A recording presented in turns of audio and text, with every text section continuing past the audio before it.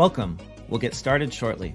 Before we begin, here's how to earn continuing professional education credit for attending this session. There are no polling questions or attendance checks. Instead, you will demonstrate your knowledge by taking a brief multiple-choice quiz using the Earmark app. Visit earmark.app in your web browser.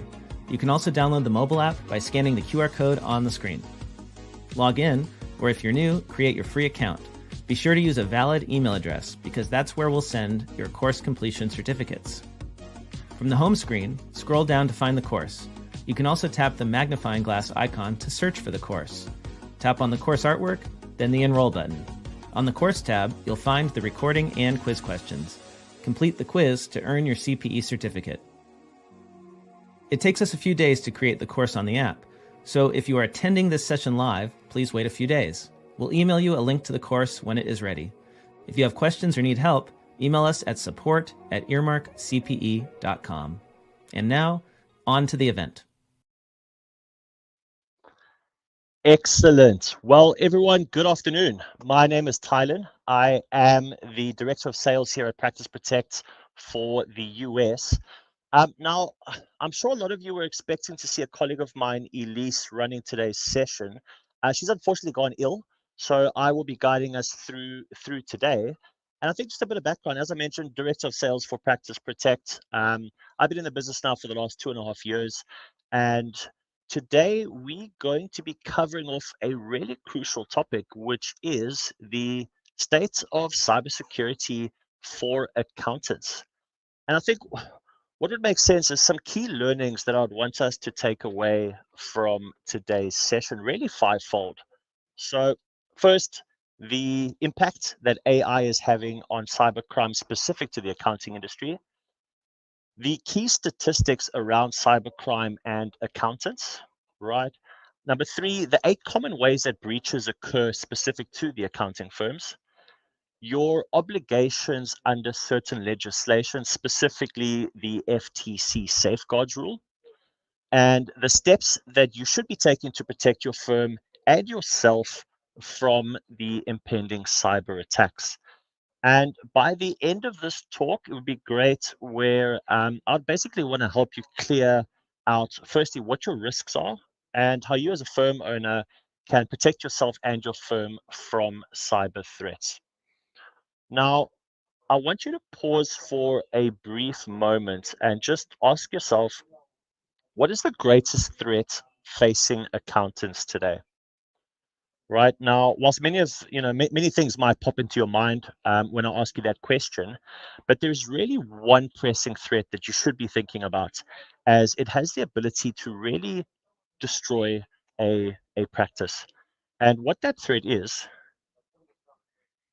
the rise of AI and what that means for accountants, not just here, but globally, right? And I'm sure all of you are sick of hearing about AI. It's basically become the latest buzzword, right? Or a sort of added buzzword to that long list. But it's a really crucial topic because AI can be used for both good as well as evil. And I think it's really that evil side that we want to be on the lookout for, and sort of what I'm going to try hit home in today's session. So what I'm going to do, as I mentioned, so Elise was meant to run today's session, so it would be remiss of me to not include a very special part that she's put together in today's session, and that is around the fun side of AI, more specifically, her 2 cute dogs. So this is Frankie and Archie, right? And these are Elise's loves of her life. And it's a very well-known fact in the office that she's borderline crazy about her dogs. So any chance to bring them up, she will, hence why they've somehow been weaved into today's professional talk. So with these 2 little dogs who are so loved, it only makes sense that they need, in this case, their own song. So what I'm basically going to do is I'm going to show you the power of AI, right? Just to really swiftly help create a song. And we're going to quickly, if I may, try and share my screen to, let me just try this out really quickly. Give me 1 second. Okay, you should be able to see my screen here with, let me know if you can. Share my window. That should be working. There we go. So basically using Chat GPT, I'm going to put a prompt into this chat, which is basically super straightforward. So Frankie and Archie are going to start an accounting firm. Now the plot is super simple. So I'm going to copy and paste inside Chat GPT. Frankie and Archie are two small black poodles. One day they have the idea that they want to start their own accounting firm, and they set it up in an office based out of Orlando. And together they've got many clients and are very happy with their firm. And they are often joined in their accounting ventures by their friend Wolfgang the Corgi. Now, what that'll immediately do is spit out a cute story, right? So I'm going to quickly read it out to you. So, in the heart of Orlando, where the sun shines bright, Frankie and Archie had a dream in sight. Two small black poodles with numbers in their minds decided to open a firm of their own kind. I'm not going to sing it. With a click of the calculator and a wag of the tail, they set up their office and they're ready to prevail. Wolfgang the Corgi, their friend so dear, joined the fun, spreading joy and cheer. Oh, Frank and Archie running the show. In their accounting firm, watch their business grow. Now, Wolfgang's their partner in every big scheme. They're living the dream as a team supreme. From balance sheets to taxes, they handle it right with paws on the keys. I think we sort of get the point there. And what's really important, let me minimize that and share my other screen quickly. Um, Let me just share this just to go back to it. So I think the point there is we're able to complete this task with the help of AI in really just a few minutes. And you can play around with that as much as you want. You can create songs, create poems. You can even create images based around what Elisa's dogs would like to do with their accounting firm, right? So really just something super important to be aware of. Now, with that being said, if we can do something like that, right, something that was previously inaccessible, right, that I've just completed with GPT. Now, if we can do something so lighthearted and fun, think about what the criminals can do with this type of tech, right? You post any video on social media, right? A hacker can get hold of that, use that, and clone your voice, right? Clone an image of you, and really just place that onto whatever they're trying to manipulate ultimately. And in a more sort of sophisticated setting, they can even steal your likeness and clone your face. And there've been actually cases where people have been tricked into sending money after what they thought was a legal, legit Zoom meeting. I'm sure quite a few of you heard that story. I think it was based out of Hong Kong, something around that. And they got a guy to sort of make a payment. And that payment was very swiftly followed by a Zoom meeting to discuss how that payment was going to be made. And he thought, cool, he logged in and he saw people that he thought he knew on the Zoom call to just create a more sort of legitimate story around it. Meanwhile, everyone on that call were made up images, but it obviously got a fat lump sum, obviously sent across. Um, so yeah, really AI, what it's done is it's created sort of a new playing field when it comes to cybercrime. And the important thing here is to remember that AI isn't just in the hands of criminals, right? It's also in the hands of professionals who work to outsmart the criminals, which is a very important thing to understand. And sorry, let me go here. So the rise of AI, right? Now, we definitely see a trend when it comes to cyber attacks. And a KPMG poll recently found that 90% of Canadian CEOs believe that AI will make them more vulnerable, right? Interesting stat. The UK government reported that they are only concerned about AI and the impact it'll have on the next election, right? So tying two very, very, very different things. And Google has also sent out the alert and believes that AI and these language models behind them are contributing to an increase in all forms of cyber attacks. I suppose the question is, how exactly are cyber criminals leveraging AI to attack your firm? Now, if you look at it, there are really four main ways in which they are doing that. And the first is through automated phishing attacks. Now, this is probably one of the more common types, which I'll take you through shortly. The second one, you've got impersonation attacks, right? Very straightforward. Your social engineering attacks. And then, of course, not as common, but starting to come out more and more. And we suspect this will be that sort of next horizon, which is the fake customer support chatbots. Now, to start with the phishing attacks, I'm sure we've all seen the sort of traditional phishing attacks, right? So an email gets sent by someone where English is clearly not a first language, right? Riddled with grammar and spelling errors, so we could all spot them from a mile away. Those were sort of easy giveaways. But now criminals are leveraging ChatGPT and sort of various other language models. And what really happens is ChatGPT is designed to have perfect English both in spelling and in grammar. They can even get the AI to style the communications in the same way of the company that they are impersonating, right? Then we already have the automation tech to automate the sending process of these emails. So just making it so easy where they can personalize and then send out emails to tens of thousands of people at the very same time, right? So suddenly with the power of AI, that barrier, right, that we used to respond to phishing emails has changed. Okay. Now, especially as well as these criminals um, are getting more sort of involved, they've got the ability to cloak email addresses.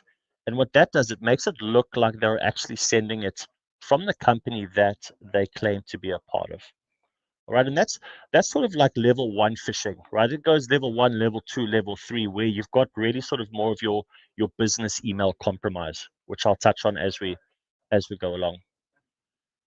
Then from there, you're looking at impersonation attacks, right? Now, this sort of ties into a little bit of what I mentioned earlier, but you can basically, so for example, I know in the slides we did have one around voices, the voice of our CEO. It wasn't working prior, so I left it out in today's session, but um, you can use publicly available info, right? And then what you can do is you can replicate things from that. Now, you can take a step further. So, for example, I could take my CEO's phone number off the internet. It's available in quite a few places. I can send a follow-up text directly to staff members reiterating some sort of request that I've made. I can then mask the number as the CEO's and just make that request look even more legitimate. All right. Now, your team members want to reconfirm. So you can jump on a Zoom call, right? But as I touched on, that Zoom call these days can be deep faked, looking just like the person that you're supposed to be chatting to. Now, the chances are that your face is publicly available, right? It's somewhere online. We're always uploading pictures of ourselves.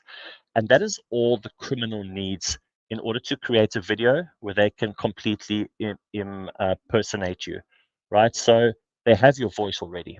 Okay. And that's also why you have to be really conscious around when you're attending webinars, what you're doing online, what you're saying, where you're saying it, because that stuff is all readily available. Okay.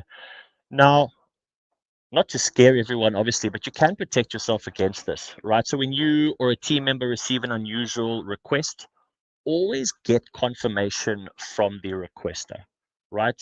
Don't don't attempt to confirm via any of the ways that the criminal suggests, which is typically please WhatsApp me or please send me an email to this email address. Always contact the person on the number that you know or that you're 100% sure is accurate to get hold of that particular person. Okay. Another way as well is you can send a Zoom link to yourself, um, sorry, a Zoom link yourself to that person that you are expecting to confirm with, so that at least you're in control of that. Okay. Then, so that's the impersonation attacks, but then from there you've got social engineering. Now, this utilizes a lot of what I've mentioned prior, right? So this is the deception of the victim, right, to manipulate them into divulging confidential or personal information. So think using a phishing email, but impersonating a trusted friend or colleague, or someone, some sort of organizational contact, asking you to click a link or download a file. Okay. Now, what they're doing is they're using your inherent trust here. So it's either trust, there's normally urgency as well, trust for you to act in the way that they want you to act. Okay. Now, this has always been done, but with the power of AI, it gives the ability to fake the relationship at a more heightened level. All right. And what they'll do as well, I mean, they can go onto your LinkedIn, they can see who the sort of the bosses in the organization, and they can also see who's more junior and really start targeting it in that sort of fashion. And then finally, we look at fake chatbots for customer service. Now, as I touched on earlier, it's a fairly new sort of use case for criminals, but there are, of course, trends on this gaining popularity over the next couple of years. Now, in short, what it is the criminal will create a fake version of a trusted website. Okay. Now, it looks identical in all ways except for the chatbot. Now, this chatbot would be powered by AI, and it's trying to manipulate you into handing over sensitive information.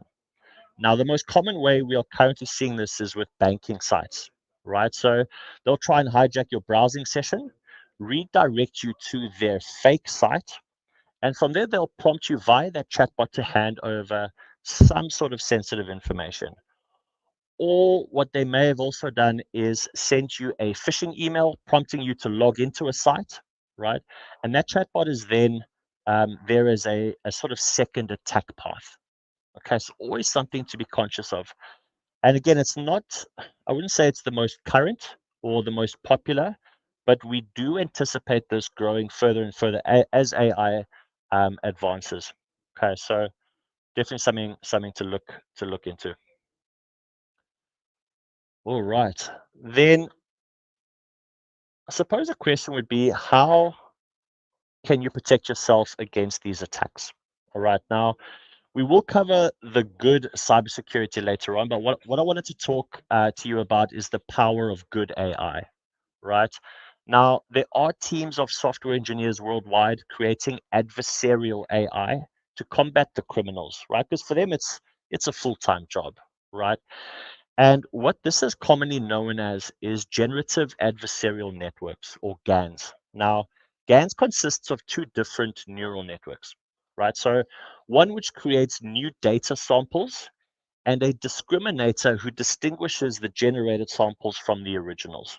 Okay, so what these models do is they basically generate a new attack pattern which resembled previously seen attack patterns. Okay, so by training their model on these patterns, these systems can pretty much make predictions around what kind of attacks we could expect to see in the future and how criminals are exploiting these certain threats. I suppose with that, it allows engineers to sort of come in and patch or fix these threat loopholes before the criminals can exploit them. All right, so really, really good to see that happening. And with that, there's also good AI that looks for anomalies. Now, what I mean by that is, say, for example, you have a team member that usually works a certain way, right? They might be working from home in a specific location, which they always work on. Now, the software monitors this, and it sort of gets a sort of a use case around that. Now, if that team member deviates from that norm, right, that activity gets flagged. Okay. Now that's really good because that just shows, okay, I'm normally working from Orlando, but now I see you logging in from India, right? That's a massive red flag that indicates that there's a potential attack happening, and it would then react accordingly. Okay. Um, then, with the increasing sophistication of cyber criminals, it's important for your firm to invest in modern security solutions. Okay, so the antivirus and cybersecurity of yesteryear will just not be sophisticated enough to protect you from sort of where things are currently at. So you do need that modern tech developed for these new threats as well. Okay. Now, AI can be used for bad, but there are also more people out there using it for good. So I do believe AI over the coming years will transform how we work and how accounting gets done, which is going to be great to see. It is phenomenal tech, right? That will bring many more positives, hopefully, rather than the negatives. I suppose from what I've explained, you can kind of see cyber attacks really come from hackers. All right. What you can see is they come from people who are more m- manipulating, right? So their easiest target is when it comes to cybercrime is of course attacking you, right? We're humans. We're we're the people that like to click on things on the other side. Okay, so what that basically means is we've got the ability to give them all of the access, essentially. Now, as we always say at Practice Protect is hackers don't hack, they trick. Now we are entering a new world where the bar of entry for criminals has been significantly lowered. And we can actually see this in the stats. So to read them out, 80% of all hacking incidents involve compromised credentials or passwords, right? That's a very high number. 61% of small to medium businesses are the target of cyber attacks. Last year alone, across all of the US, over $320 billion was lost to cybercrime. Right? That is incredible. The the average national cost of a cyber attack on a business is almost $1 million, and data breaches saw a 72% increase from 2021 to 2023, which is breaking a record that, of course, no one wants to break, right? Um, And then finally, ransomware attack victims rose by 128.17% last year alone, which again is obviously a super high number. And that's from people clicking on things predominantly coming through your email. Now, with those stats, let's drill into some more stats that are more sort of focused on the accounting industry. So if we look, accountants and the financial industry are the fifth most targeted industry in the US for ransomware attacks. Now, across our client base, purely accountants and bookkeepers, okay, in the last 12 months, we've seen over 3 million plus phishing, malware, and hacking attempts via email, right? And failure to comply with the FTC safeguards rule can cost a firm up to $43,000 per day for each day that you are not compliant. Okay. And again, this is not to scare you. Obviously, this is all available. I will send, they are on the slides as well if they are getting sent out to everyone. With the stats, I think, out of the way, we can talk about the state of cybercrime for accountants in America. Now, we are in a new world, and sadly, we can no longer trust the idiom that crime never pays, because quite clearly it does, right? But that's only if you don't get caught. Now, what we know about cybercrime is that these people are certainly not your neighbors. Okay. So, what I mean by that is with the expansion of internet, cybercrime became an international game of cat and mouse. Okay. The people targeting your business could be on the other side of the world, and it can be so easy to slip into the mindset that, I'm a sole practitioner or I'm a small business. Why on earth would anyone want to waste their time targeting me from the other side of the world, right? And that's a fair assumption, but it's because you are a small or a medium business with access to a lot of very sensitive client information, financial data. That's the reason why they want to attack you.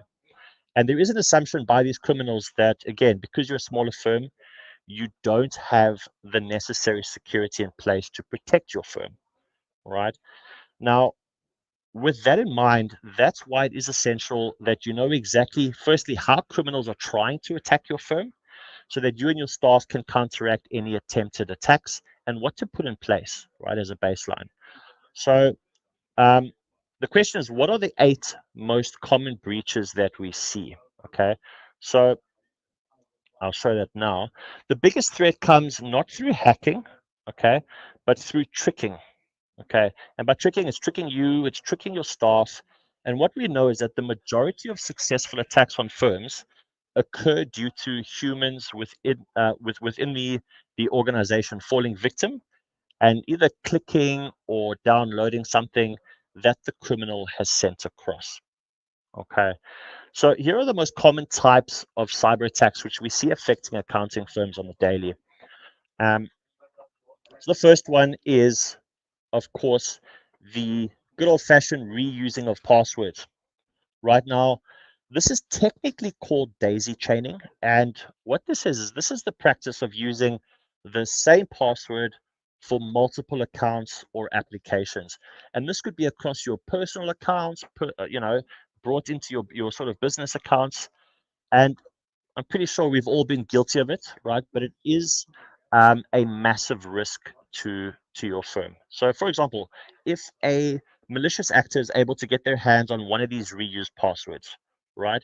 It is just a matter of time before they figure out what other software and accounts you use if you're using those sort of same logins, right?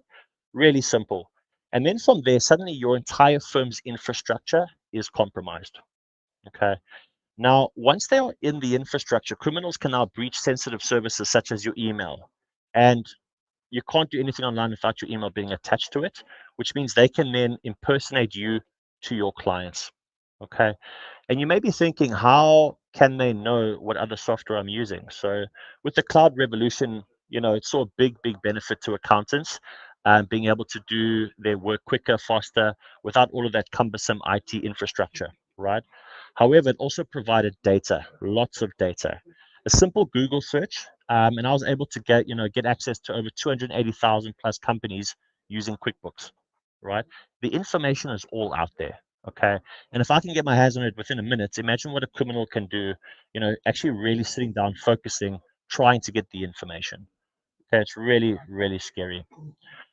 The second method um, is the utilization of weak passwords. Okay. They sound similar, two very separate things. The other aspect to be aware of is when you're using passwords, you need to make it complex, right? Criminals can do something with a brute force bot, where this bot will run through different combinations of letters, characters, numbers, and the brute force bot can basically break 7-character passwords in 0.29 milliseconds, right?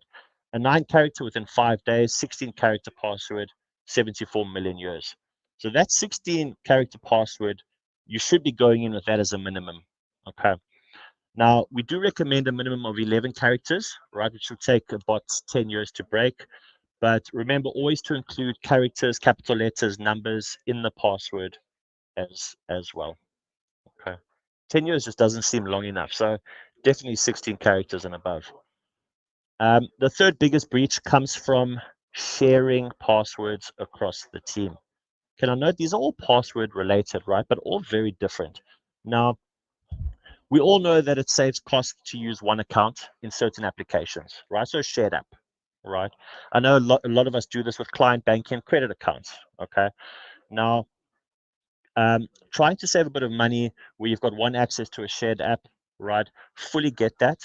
There's two big issues with sharing passwords. Firstly, consider this. What happens when a team member leaves the firm, right? What kind of implication does that have, right? As best practice, you should be changing your passwords regularly anyway, but we often forget or don't have the time, right?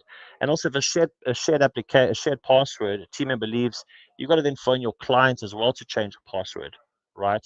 So there's a lot of things to, of course, think about there. Um, and also, you're busy. What happens if you forget who has access to what, right? It can become obviously quite a task. Another thing could be touch wood, but what happens if you didn't have a happy breakup with a team member, right? You didn't part ways amicably, and they still have access to half of your systems, right? They could do something bad, and again, something to be considered of. Um, and I think although we like to imagine that none of our teams, are capable of doing something like that, we've worked together for so long, they're not malicious, right? You just never know, and you want to make sure that you are prepared for that. Another issue as well, if you consider a shared password, it's one login, multiple people are accessing, are of course accessing it. How do you get an audit trail for that, right? You won't know who's accessed it because they're all accessing it and it's a single login. So there's also, if something does go wrong, who do you look at, right? So also something to consider there. And if you are breached or there is some sort of irregularity, you just don't know who caused it, which means you've opened yourself up to more risk because you don't even know who in the team accidentally did something wrong. All right. And then from there, you don't know what steps you need to take to secure your account. So I suppose a bonus third would be if an account gets compromised by a criminal. So now they potentially have access to multiple team members' accounts, and they can use this information and access to get access to other platforms and data. Okay, so just sort of three really pressing areas around passwords, and then moving on to our fourth breach, which is probably the most common, is our phishing as a service. Now, you've heard of software as a service. Now, software as a service, you can go online, subscribe to QuickBooks Online. Phishing as a service is basically what criminals can do on the dark web, right? And they can sign up to hacking tools. Okay. Now, um, they basically provide dedicated support, provide a series of hosted pages designed to look like popular websites. They use these phishing services to try and get a login to an account and then use the spray and pray method that you've just reused that password. Okay. Now, in a bit of a case study, we actually had someone come to us after one of their team members fell for this kind of attack. And this particular team member was attempting to log into a client's HR and payroll system, but the login details had been stolen by a scammer. Now, the team member didn't even realize that they had their password stolen, and it was really only a matter of time. After they processed the next pay cycle, they realized that a breach had occurred. Now, the entire pay run for the company of that compromised client was sent directly to that scammer's bank account. So they changed all the staff's banking details to their own accounts. Luckily, it was quickly uncovered that the firm and the client were actually able to work together with the authorities, as well as the bank, and they were actually able to get all of their money back. But again, not everyone would, of course, be this lucky. All right. Um, so let's go to threat 5. Now, let's talk about employee oversight. Okay. Now, remote work it's commonplace, right? And the idea of having employees working from other countries is also not that unusual. Okay. So what happens if something goes wrong, right? When everyone was together in an office, there was a bit more structure, right? It's easier to spot when something's amiss. But when you have an employee working remotely, that visibility isn't as clear, right? It becomes a lot more cloudy. And in 99% of cases, this will never be a problem, right? But what if a team member has access to passwords and begin improperly using data or even stealing it? You just don't know until that damage is done. Okay, but in a much more likely scenario is your employee works at home. Now, imagine they are casually browsing the web or their kid has borrowed it and they accidentally get infected with some sort of key logging virus, right? Like spyware, and they just don't know about it. They log back into work, they type in the email and password. The hackers now obviously got something on that device and now has access to that application. So I think that, just obviously the outcome there is you need to ensure that you have policies and protection in place to protect those devices against those types of attacks. Okay. Then number 6 is one we never want to think about, but it's employee data theft. Now, our employees are, stealing your client data basically. So probably the least common breach, but again, it does happen. Now, you've had a bad breakup with a business partner or a disgruntled employee. They may decide that your data is their data and they're going to do what they want with it. Now, robust security measures, right, coupled with comprehensive staff onboarding and offboarding policies, not only prevent this from occurring, but they actually remove the need to even suspect that it would occur. Okay, so again, just something to consider there as well. And then slide number 7 is, and I touched on this earlier, and this is probably the most common breach that occurs specific to this industry, which is business email compromise, also known as BEC. Now, this is a form of identity fraud. Okay. You've probably heard of it under the more common name email phishing, but this is a more sophisticated approach, right? It's a form of identity fraud that it basically involves deception, right? Deceiving you, deceiving your staff into sharing valuable data or malware through seemingly legit channels through your email. Now, their aim is to get you to click on this email, fill in login information, payment information, or allow them to hijack your email so that they can access downloaded files. Okay. Now, basically control the email, you control their identity. Okay. That's pretty much how it is now. Once they have access to your email, they can impersonate your business to contact supplier or customers or partners, right? It also gives them this ability to change passwords on other accounts. Okay. Massively crucial. So an employee could inadvertently lose control of their inbox. A hacker could log in and have full access to all client data. Even the most careful firm can fall prey to this sort of style of attack. Okay, now be careful, I think, and a good thing here is to ensure that you've got measures in place to stop emails from even hitting in boxes. So what we recommend is that you have different logins to the email and where the client data is stored, right? Always have different logins for that. Okay, and just make sure you've got things in place that settings in place to mitigate that risk of spam and phishing emails as well. And now we round out this daunting list with the final breach type, which is devices. Now, if a criminal gains access to any of your devices, either through theft or getting into your network, they'll be able to wreak havoc, right? Now, one of the more well-known risks is using public Wi-Fi. We see this at events, right, often. Now, if your staff are working outside the office and they are using a public network, any of the following could happen, right? Criminals could see everything the team member logged in, right? They can remotely install malware, viruses, or any other kind of nasty thing. They may then be able to get access to login info through either of the two above options. The other problem in your device is the vulnerability around the download section of your computer, right? Accountants download a large volume of reports, client information, W9s, whatever that looks like. So if your folder is not periodically cleaned out, it does get turned into a payload of valuable data for criminals. Okay, so very important that your team only plug in hard drives, USBs, etc. If they are still old school, that they trust. Okay. Um, and then as well, criminals can use this as another entry point into your system. So really, really scary. And I do apologize. We've really kicked this off for sort of a heaviness to this content, right? But it's really important that, team members, firm owners are educated on exactly how criminals are, of course, trying to attack them. Okay.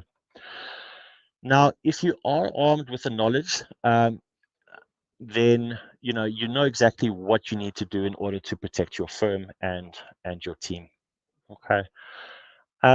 It's also important to know outside of that what your legal obligations are, right? If you are breached. So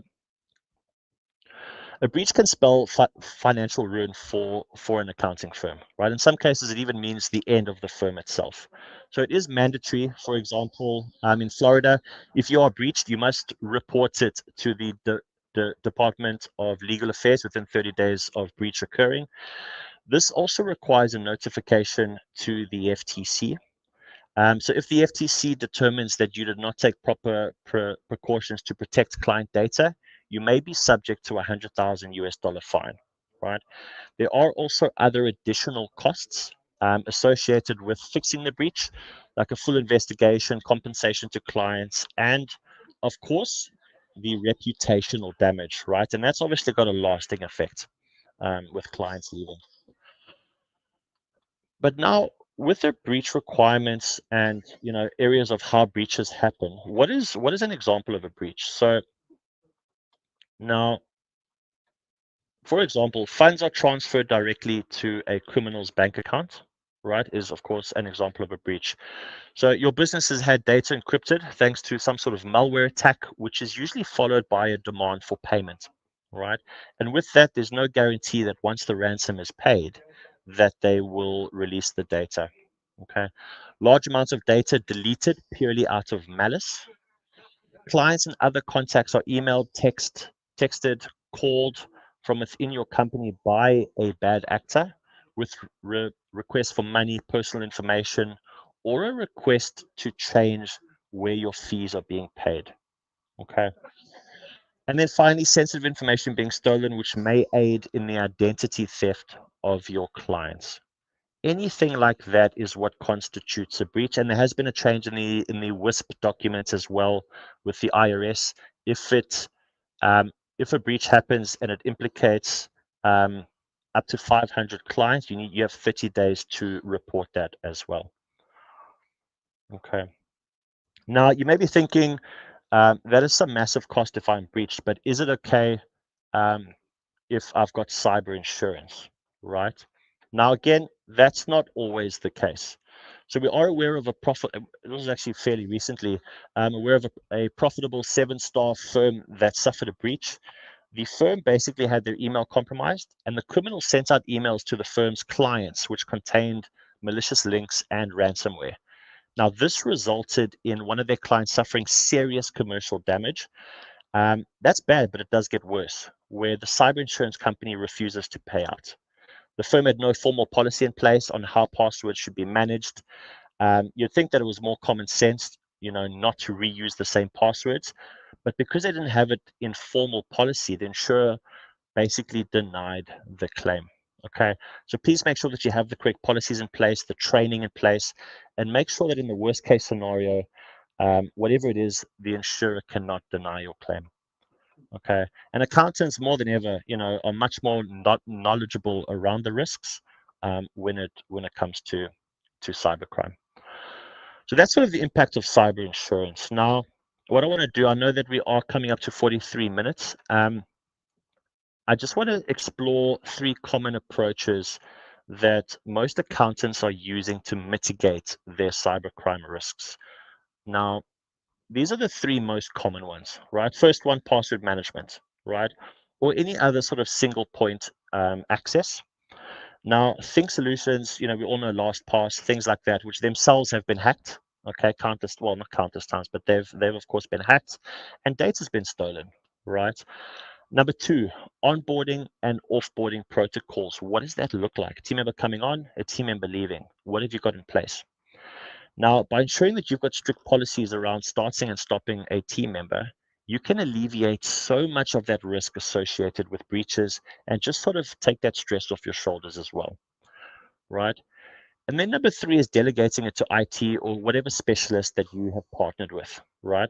Now, they're meant to be the experts, okay? But it is not just an IT problem, okay? It'll always be a human problem.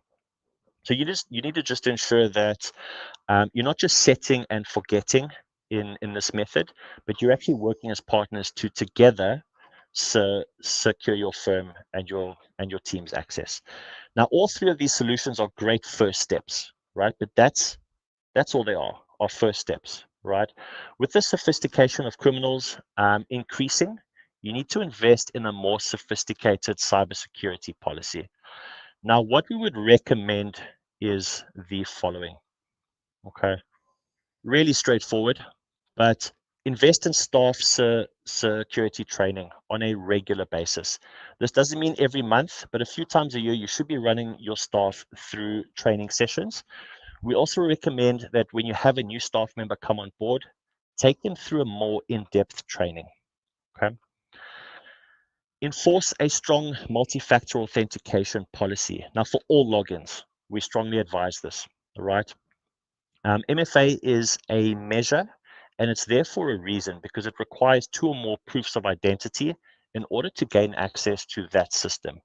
So think, physical token, biometrics, authenticator app, SMS, email, something like that. Now, the idea behind it is that you are creating that extra barrier of protection around that data.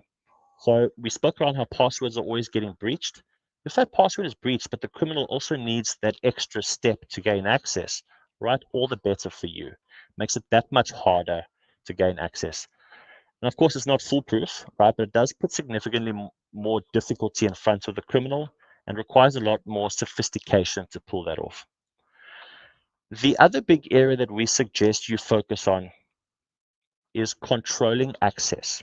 Now, it's important when you're working across so many different clients, right? You limit access where possible to, only the most essential applications. We always recommend only giving staff access to the accounts that they need to do their job, right? So you should restrict all access, all other access, in order to limit your risk across the firm in case of a breach. And you can also be sure that if a breach does occur, what possible damage and access has actually been compromised. Okay. And then finally, we do recommend looking into going passwordless. I know that sounds quite strange, right? But this is a fairly new technology enhancement. Passwordless is exactly what it sounds like, right? Ditching passwords, which are what criminals are trying to get access to. Passwordless authentication is where instead of using password-based authentication, you instead look for different forms of validation, such as biometrics, magic links, authenticator apps. It is a much more secure way of securing client data, and it actually removes that risk of accounts being breached, and it also mitigates the risk of identity theft. So when you combine passwordless with MFA, you're creating a vault where criminals have not been able yet to figure out, right? So that's pretty much as close to that proverbial silver bullet as you can get. Now, we do believe that combining these aspects together, right, would give your firm a comprehensive and secure solution, right? We have been through a lot of information in today's session. I see we are hitting that 48 minute mark. That is pretty much all of that from my side. I hope that today's session was useful. I hope it was educational, and that you can, of course, implement something for your firm based on what was spoken. But I think before I wrap up, I wanted to know, are there any questions about today's session? I don't think any comments came up. I'll just leave it there for a few seconds, see if any comments do come up. If not, then I will say thank you very much. I will leave you with this though.